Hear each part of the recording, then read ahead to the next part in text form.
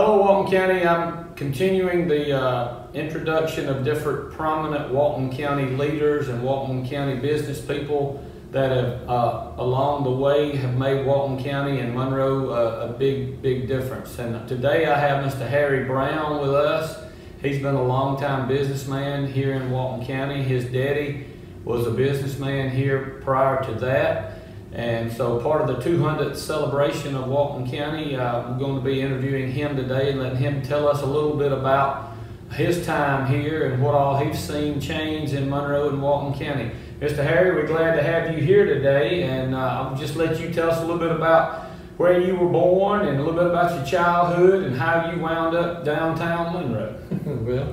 Well, I was born out on Diegas, John Deere Farm, Okay. 1930.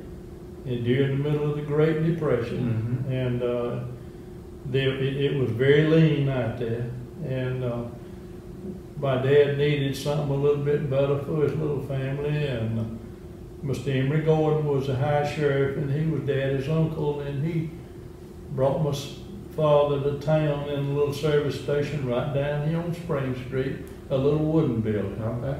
And I'll tell you who the distributor was, Mr. Tom Williams. Okay. Jack Williams' daddy was a distributor. But anyway, he started off there, and Mr. Lanya's oil company, Mr. Harry Lanya, remodeled this old building here. And my father came up, moved his station up here to this, which is right directly in the center. Around what year was that? About 35. Okay. He didn't stay down there too long. He came to town in 33. 33.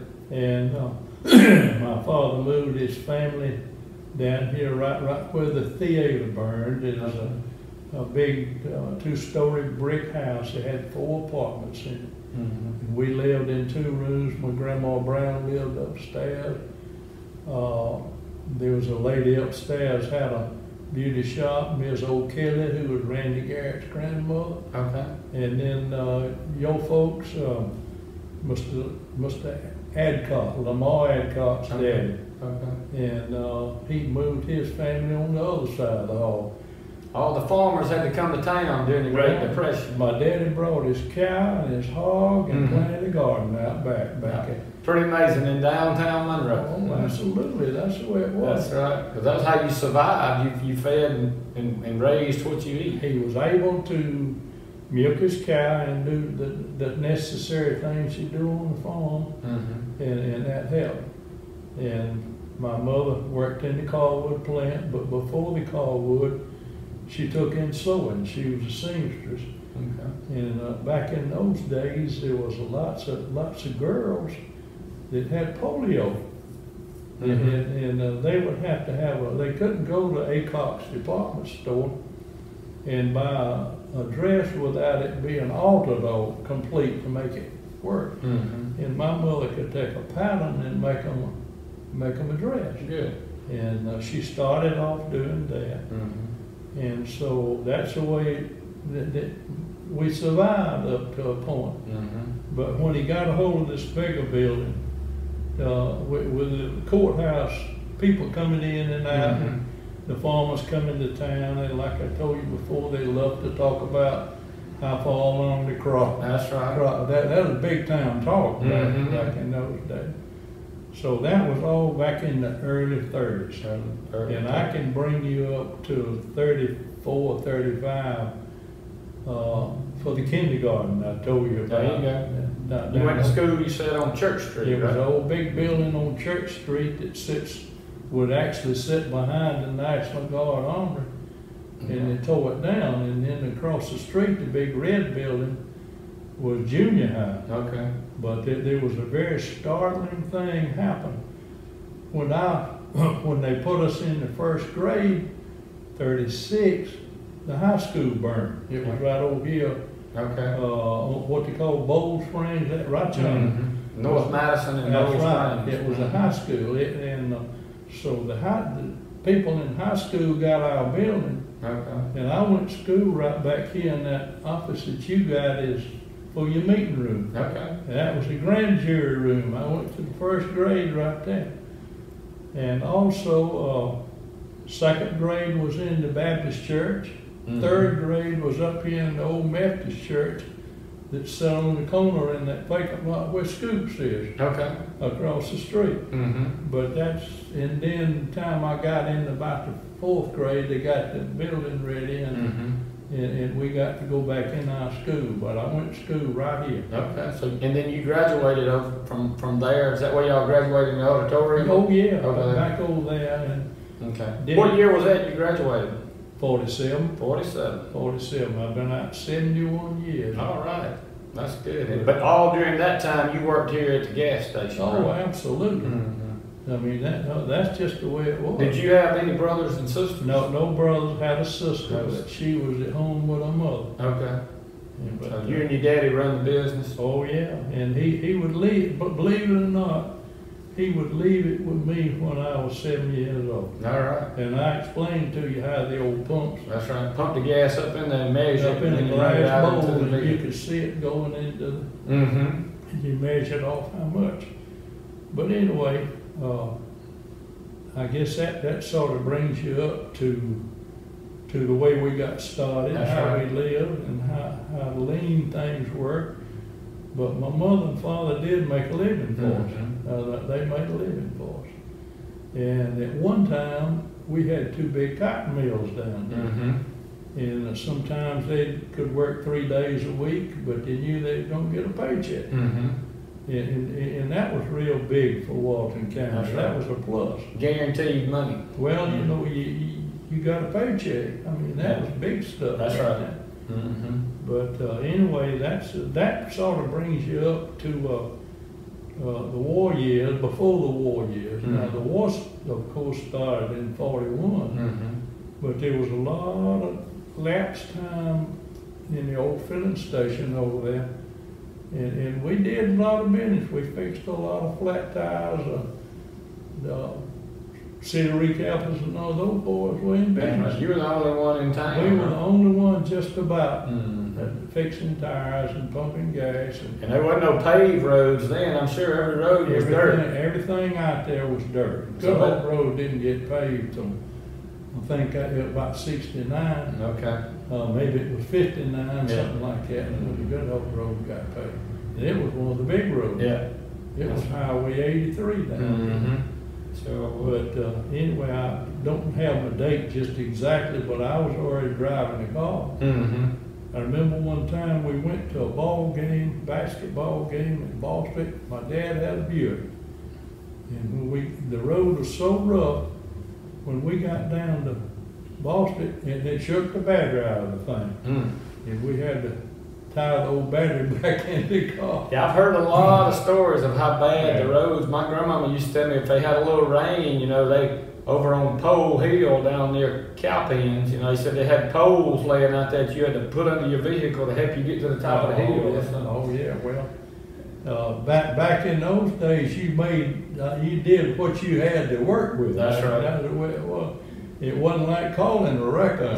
There wasn't nothing out there. That's right. There wasn't much out. And so y'all kept this station open and throughout your dad's life, or well, nearly throughout his life. That's where I was raised, right there for 30 years.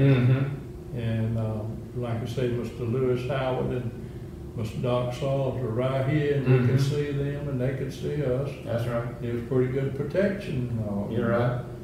And that room was not there. Yeah, that was an addition. Thomas Hodges built that room later on. That's right. But anyway, that sort of would bring it up to the war years. You want to talk about that? Yeah, talk a little bit about that, the World War II and the era there. Okay, the war, of course, started in 1941 in December, and just a few weeks it had become 42 in January. And I was 11 years old, and I can remember very, very much that there was a 2-story part of this old building, and there was 2 doctors up there, Dr. Tom Aycock and Dr. Lott. Okay. And when the war got started, every able-bodied young man got drafted. Now they had to come into a simple physical right here, and Dr. Tom Aycock was doing it. Okay. And I have seen them line up as far as the bank down here. I'm talking about young men, 17 and a half and 18 That's right. years old.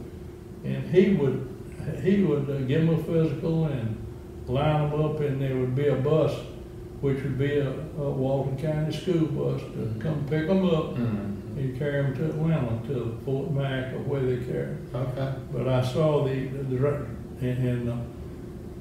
it wasn't very long till all the young, able-bodied men were gone.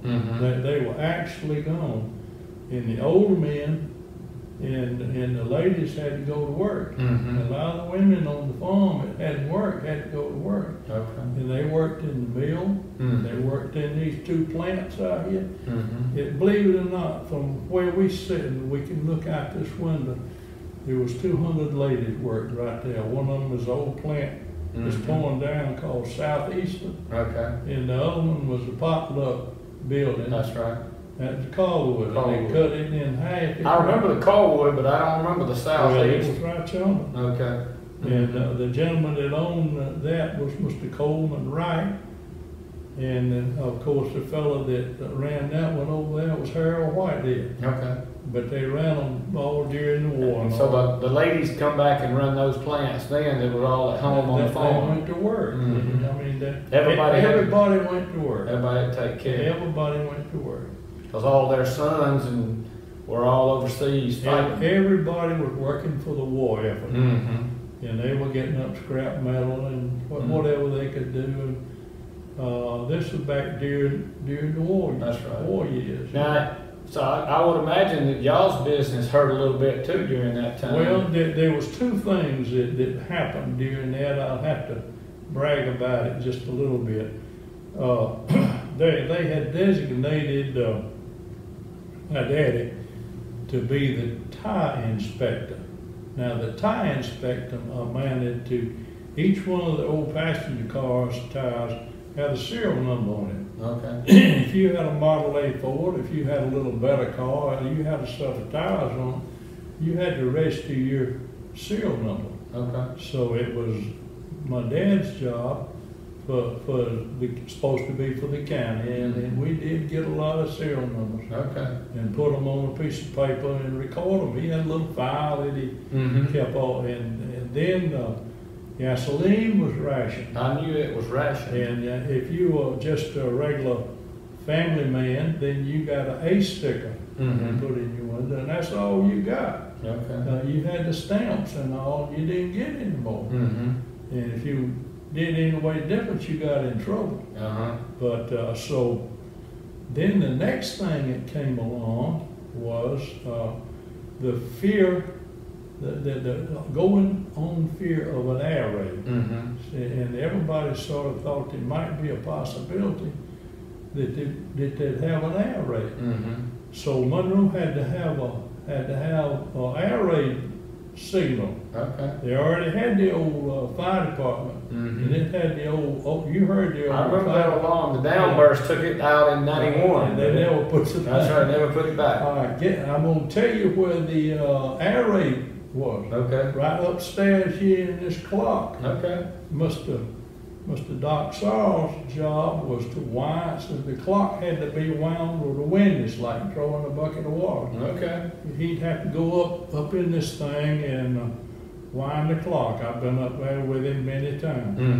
And we'd wind that old clock, and he fixed that thing where if it was an air raid, it would start striking and not quit. Okay. And he had control. I believe there might have been a little switch came down on the wall right here. Okay, there's a control box up there now that controls it. Well, it's electronic now, but I'm sure then it was more run off of gears. So what he did, what was done at that particular time, there was a fellow that was chief of police named Mr. Ed Williamson. And he was Bruce's relations, close by. And they needed an auxiliary police department. Well, of course, he walked across the street and got my daddy to be and auxiliary policeman. Now, whether he made him the chief of the thing, I don't know, but so I remember my dad asking Mr. Doc Sarles, said, "What's my uniform going to be?" And he said, "The shirt you got on and a pair of khaki pants and a pistol, a belt for a gun." And my dad said, "Well, I don't have a belt, and I've got an old holster, but I don't have a belt." He said, "Go right down there to Carl Sarles shoe shop. He'll make you one out of leather." Okay. Now, you know what I'm talking about? I know what you're talking about. Okay. So that pretty well brings you up to the war years. That's right. And we went to school over to the old building that got torn down here, up through the 5th grade. And when we got to the 6th grade, we went across the street to junior high. And they had a limited amount of good teachers, and I said all of those people were good teachers. They had a limited amount of teachers, and when we got in the 7th grade, I believe I must have been about 11 or 12 years old, they would send a bus, if they had one, and carry us over to high school in the big yard over there. Okay. And we would do what the Army told us to do. We had calisthenics, and we had to run the track and do all of these different things, rain and shine. That's right. But that was even the early war. And that track is still over there Still now. over there, yes, sir. Sure is. And the old gymnasium, of course, it'd have to go further back from me than we had got built. That's right. But the name of the thing was Denton Hall. I've heard that it was called Denton Hall. Denton Hall, and I think anyway, I don't know the history That's about right. that, but it was there. But anyway, we had by that time there was 1 or 2 Army surplus vehicles, and the school, those 2 schools had an old Chevrolet truck that's something like a pickup, and we'd all, if it didn't send the bus, we'd have to load on that truck and come over here to do the physical ed part of the thing, and that was compulsory to get the money. That part of the school would run on this money coming in. That's right. And that was the way that we did it. And then, of course, we got sent to high school in the 8th or 9th grade, I believe. And we got over there, of course, it all happened. That's right. But well, that's probably good. Then you went into the 50s. It was probably a little better time as things kind of took off with everybody having automobiles and a little bit better times all around. And so having a gas station and service station was probably a pretty good time during the 50s. Well, the economy really picked up. The economy really got going. I mean, for downtown. Well, for Monroe and Walton County. That's right. We always, like I told you to start with, Walton County was the 3rd largest cotton producing county there was in Georgia. I had heard that. But that's facts. And there was a lot of money that went through this gym down, 2 gyms down there. And there was a couple of rural gyms out in the county. One down there, Mr. Ralph Briscoe. Ralph Briscoe had one, and then the Bradley had one, gym. but it burned, I think. Then there was one in Campton up there, but I can't. And then there was one over at Youth, where the water, Johnny Bird, that's right below the water department. Mr. J.T. Bird. So it makes a lot of sense that Walton County did have a lot of cotton. It was huge. That's right. But anyway, to make a long, the economy, you asked me about that. In the 50s. The economy started picking up during the war years, when everybody had to go to work. That's right. And my mother had to quit being a seamstress and went to work in the coal. Okay. And she used to say she hemmed breeches all day long, but they were fatigue clothes. That's right. They were made. But anyway, that brings it up to the economy part. But the economy got to really going. And during the war, you couldn't get many Coca-Colas, you couldn't get any sugar, and you just had to be careful what you bought and all. That's right. But everything was on ration, and all the people were conscientious about this thing. And everybody in this part of the country wanted to win this thing. That's right. Yeah, and that's something that I'm not real sure that takes place now. That's right. But back then, everybody was really conscientious. Everybody was all in on anything, wasn't it? Sure was. All right, well, ask me again, whatever you want. That's right. Well, you know, as you get it through the 50s and the 60s, the glory years, when did y'all move into the when did you move from here over to the other station? Well, we stayed here a long time. Okay. And the station down there that you see, the tire place. That's right. It was built, they tore down two old houses, rental houses, and they belonged to Mr. Booth Williams. Okay. And Shell Oil put that station in. That was the Shell station. They leased it to Mr. Bill Murray. He was out here in the car business. Okay. And it was right there where the paint store is. Okay. I knew several car dealerships were downtown. Well, it was big, and around on Broad was Walton Motor Company, who was Chevrolet. Okay. Chevrolet and Olds, and this was Cadillac and Pontiac and GMC truck. Well, we were here, and that building was down there, and Mr. Murray opened it up with his people, and this is a boastful part that I get. With my job over here, I had to join the National Guard in 1948. Okay. And I didn't really want to get drafted. I'd rather be here. So I joined the National Guard along with 100 others that were already in there.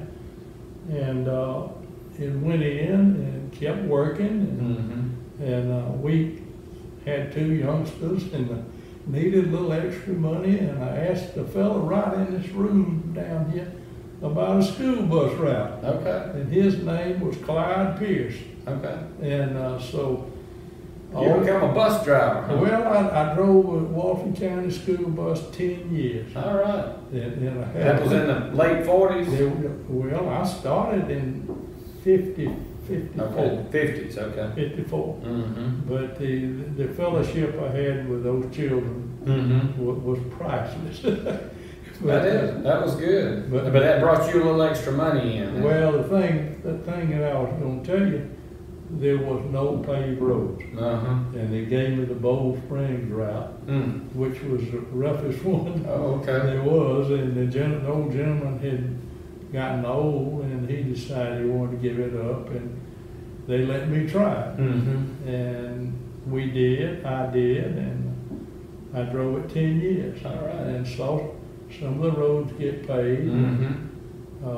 The road that you're probably familiar with, the Roscoe Davis Road, was a rough one. Okay. Rough. And then the one up there they called James Powell's Road in New Hogan, you couldn't get through there when it rained. That was all farms then, though, really. It was farming. It was all these youngsters That's right, on the farms. lived out there, you know, and the difference between then and now, those children were so appreciative with everything that we did for them. The children were good, the road was rough. That's right. Nowadays, roads are good. The children, I don't think of that appreciative as they were back then. But I worked out at Walker Park School, and the lady that... But you still worked at the station also, Oh, absolutely, all day long, 12 hours every day. And then you run the bus route, and then you come back to the station. It took, some days it would take 4 hours to run the bus. Okay. And other days it would take 3 on pretty days. You could pretty well run it. And one thing I want to tell you about, right upstairs up here, Mr. John F. Hester was chairman of the board. Okay. Now you know who he was. I do. Okay, and so I had gotten stuck over there on Deer Hogan's Road. It stuck real bad. I couldn't get it loose until the county had an old Army record. And Gary Rhodes' dad was running the shop, Mr. Richard Rhodes. And he came over there and pulled me back in the road, and I called Mr. Pierce and I asked him, I said, if you'd put me a little gravel in those bad places, I can do this thing. And he called me back and he says, Now this is Mr. Pierce talking. He says, I've already gotten together with the powers that be, and Walton County does not have any money to put gravel on your road. And he said, just bear with me until Friday, and we'll get something done. So let me tell you what he did now. This is fantastic. He told me they had bought 5 new Ford buses and put old bodies on them. That's what I had.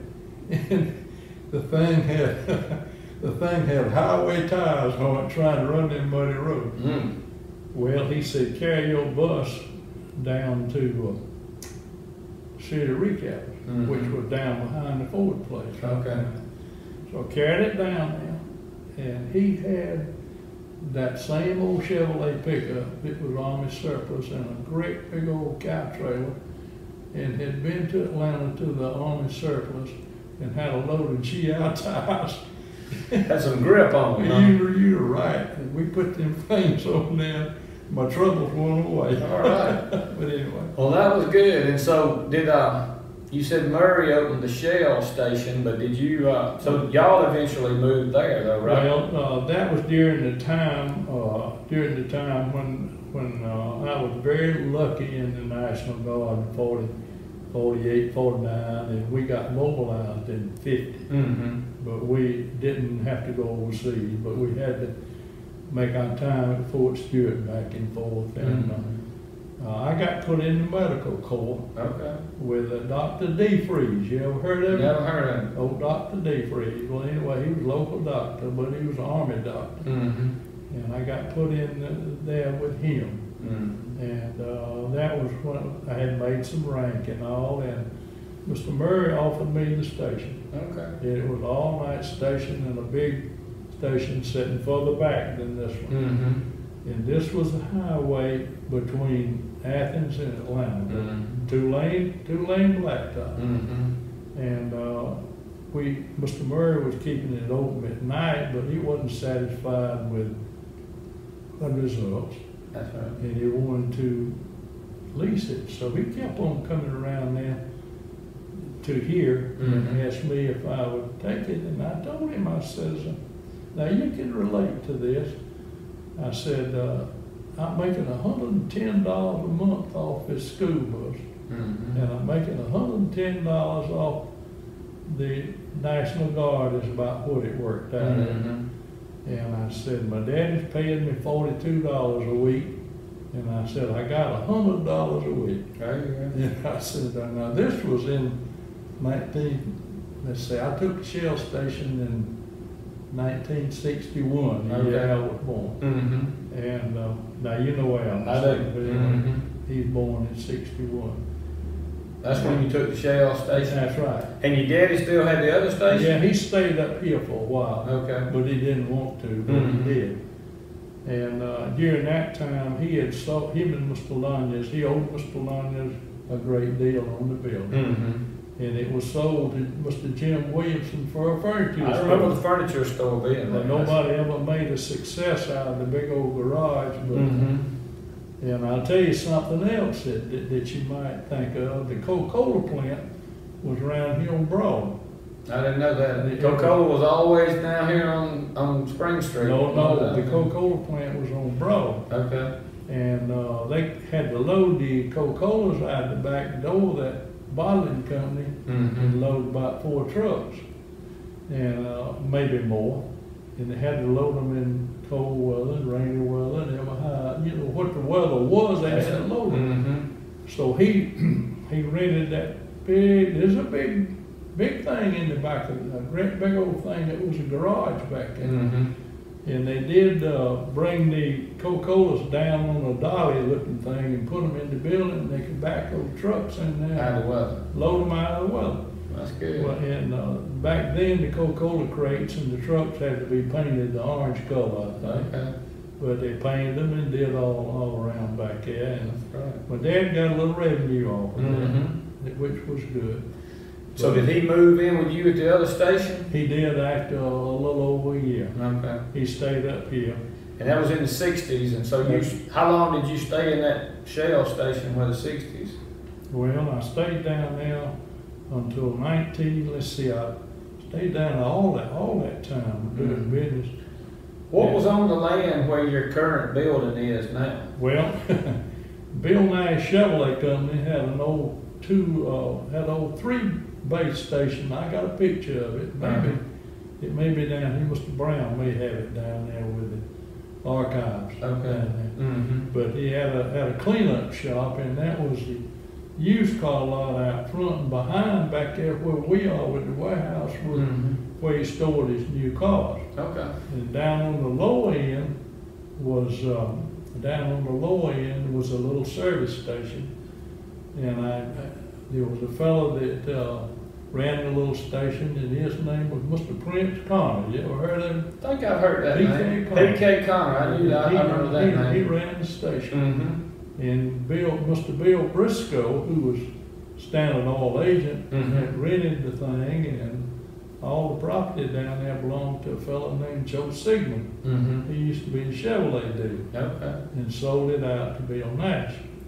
So I went in '61, and I gave up my school bus. There you go. And I gave up the National Guard. So '61 was basically when you started your own business. Well, I was really on. You was really, but your daddy was. What we did together. That's right. There wasn't any doubt about that. But anyway, when I got started down there with that thing, I brought the good help that he had. That's right. And it was just overwhelming is the amount of business.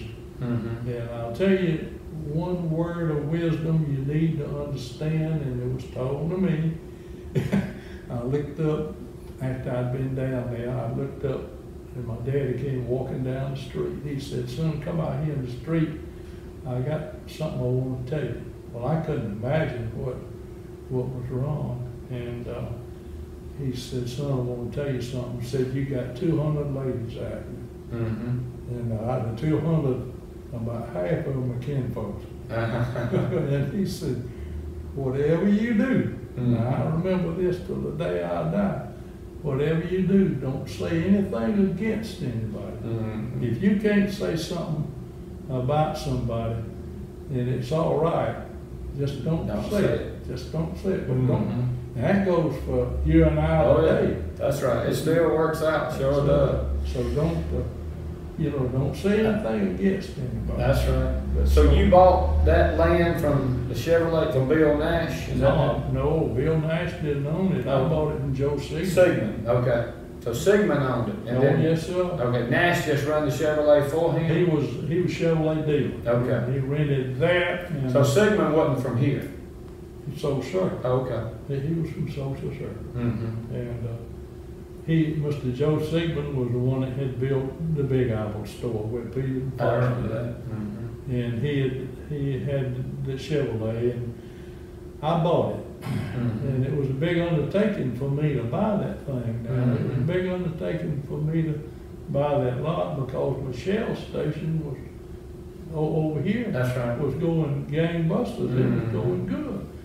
But didn't have a distributorship. And I knew that's where I needed to be. So I bought that thing with the intentions of putting a distributor over there. But didn't have any buildings.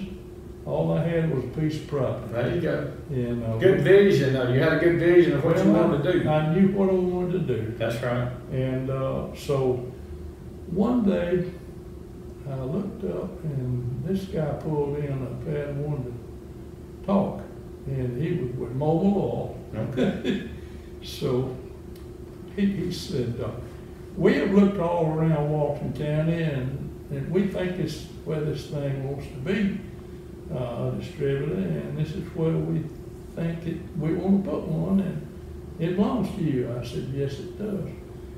And he told me, he said, "You about the greasiest, dirtiest man." I was working every day as hard as I could go. But so he offered to build me a building, and he offered to put my tanks in the ground and put me a pumping unit in the back for the distributorship. And by that time, I'd already torn the little service station down there that P.K. Connor ran. I tore it down. And that was years ago now. That was in, I believe we got started on all that about 68. Okay. And then this guy wanted to do all of that, and I didn't want to owe those boys a lot of money. Mm-hmm. And so I owed it to the Farmers Bank. There you go. And it got started, and we built a building, and they furnished me an architect to build it, and a landscaping guy, and we buried 10,000 gallon tanks, and everybody thought we were crazy. That's right. But anyway, we buried it. In the backside of the lot, I rented it to Caldwood for parking lot. Okay. And because you can relate to that, I'm sure. That's true. And had a little cafe over there across the street that was run by Herschel Scott. Okay. I know Mr. Herschel. But anyway, he had trade coming in too, you know. That's right. But all this happened in '61, and my dad decided he wanted to get out of this thing. And so he sold what he had back to Lanya's Oil Company, who was a fellow named John Lanya's, and he bought it and put someone else in there. But he came on down there with me. Okay. And he wasn't old, but I look back at about that time, my dad wasn't very old. He was probably early 60s. But back then, if you was early 60s, you was an old You fellow. were old. That's right. Now at 88, you looking back, you think 60 is pretty young, don't you? But anyway, we got the thing built. Uh-huh. And we got it built, and we got everything going, and I ran the Shell station the whole time. Oh, you did? And ran it from the Shell Oil Company. Okay. Yeah. And mobile was all right with that while it was being built then, huh? Well, yeah, they didn't. Shell was all right with it. Oh, okay. Still pumping their product. Yeah, that's right. And building another one next door. That's right. So during that time, I was able to buy it from Shell. Okay. Now I cannot put a time on it what it was. That's right. But I've owned it for years until I sold it to Kenneth Murray the other day. But I've owned it for years. So Ken owns where the tire place is now? Yeah, he owns that building in the old Murray Motor Company. Okay. But anyway, I got started being a distributor. And about that time, Chevron decided they wanted to quit. Okay. And Chevron had about 3 or 4 good stores, pretty good little stores. And the biggest store was in Loganville. I believe Mr. Hugh McMichael had a store. I remember Mr. Hugh too. Loganville. And we got started, and I bought a gas truck, and we started getting some business. And Mr. Bill Briscoe, who was Chevron. Now, I'm going to clear up something. The difference between what Chevron had, they were agents. And the money had to go to, they called it Standard Oil. Okay. All the money went to them in the form of a remittance and put in the bank. All right, and they owned the trucks, and the Standard Oil place was down here just below Family's Mill. Okay. And Mr. Tom Williams had this little Amoco distributor, and he was there where the motorcycle club is. Okay. And so that put me in downtown Monroe with a brand new thing. And the first year I had 14 country stores. All right. And it just went that quick. But they made me a Java. Okay. Now Java owns everything. They don't own it. They'll hardly buy any paint. Okay. But that's the way it goes. But you had to carry their label. Oh, absolutely. Right. That was a contract. You contracted with everything you did with them. And but the mobile oil crowd was a pleasure to do business with those boys. They were wanting business in Georgia, and everything in Georgia had been Standard Oil, you know. But anyway, I took to bring the thing around. We got started. And I'm going to put a young man's name on this that helped me more than you know. Ricky Breedlove. Okay. You know who he is? Okay, he's old man Tom Bree loves his grandpa. That's right. Okay. Mm-hmm. So he worked for me, and he had an early morning paper route. Oh, my goodness. Went to school at Georgia Tech. Okay. But he drove a delivery truck for Mm-hmm. me while I kept on running the station. Mm-hmm. And my daddy came on down there and sat in the chair like I do now. There you go. But we had it going on. Well, that's good. So Mobil, you ran with Mobil, and did Exxon bought Mobil out, or they merged? I guess that's the way it was. Mm-hmm. But Mobil was, I'll say this, and I don't care who hears it, Mobil was the best company. Uh-huh. And Exxon was That's a right. good company. I was with them for years. Mm-hmm. And what are you now? I've got 3 distributorships. I've got Valero, Okay. and I've got Marathon, Mm-hmm. and I've got Sitka. Okay. But there's 3 distributors. That gives us 3 loading tickets that we can load, loading cards that we can load out of the terminal there and send our trucks over. How many? How far do you reach now? How far are you out, and what county? You're in several counties around, right? Yeah, we go to, let's see, the furthest this way would be Cumming. Mm-hmm. I got two stores in Cumming.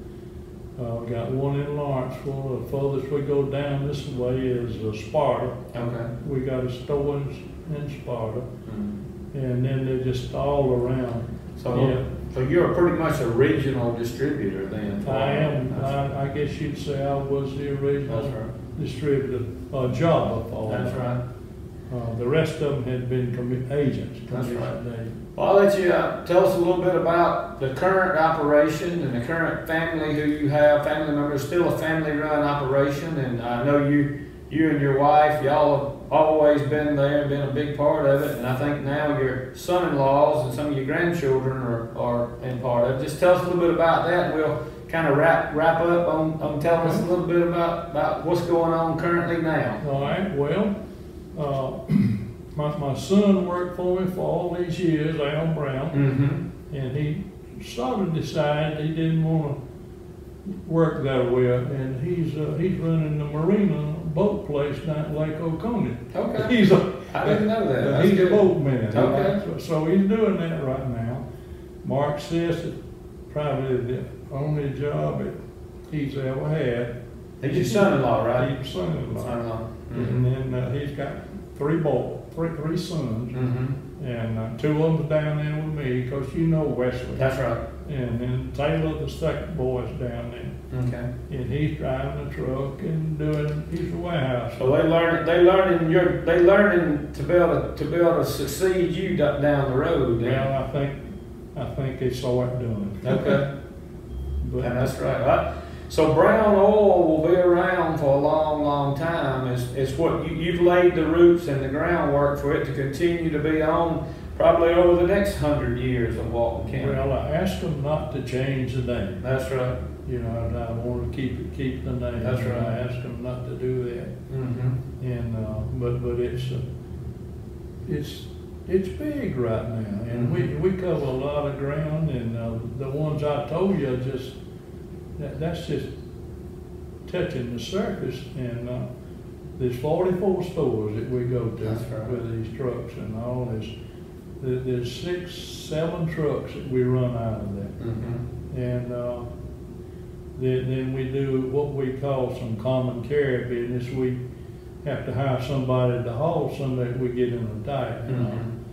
And but anyway, it covers a lot of territory. But our pride and joy is still the farms. That's right. And that's what we started off with. Mm-hmm. And Bill Briscoe came up here from down at his Standard Oil and brought me a little tablet sheet with a list of his customers on it. And I said, "How much money you want for that, Mr. Bill?"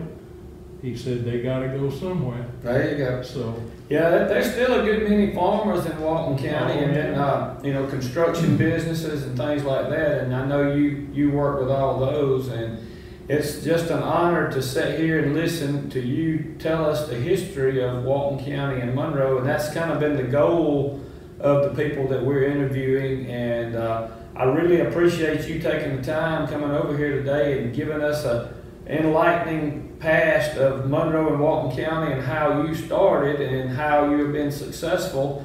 And I know you said you're 88 years old, and we wish you many more years here. It's always nice to see. I know for years I would be carrying my children to school, and at 6 o'clock, 6:30 in the morning, you know, your vehicle was always the first one there. I don't know what time you come to work, but I bet today you're still the first one there every day. Well, I'm not quite the first one. Okay, you're not there anymore. I knew you would always be like the first one. Always try to get there before 7 o'clock. That's right. You're a well-respected man in Walton County and Monroe, and it's going to be nice to have you on this archive and be a part of this 200th celebration for Walton County. And I appreciate you interviewing with us today and look for you to have many more years. All right. Thank you, Mr. Harris.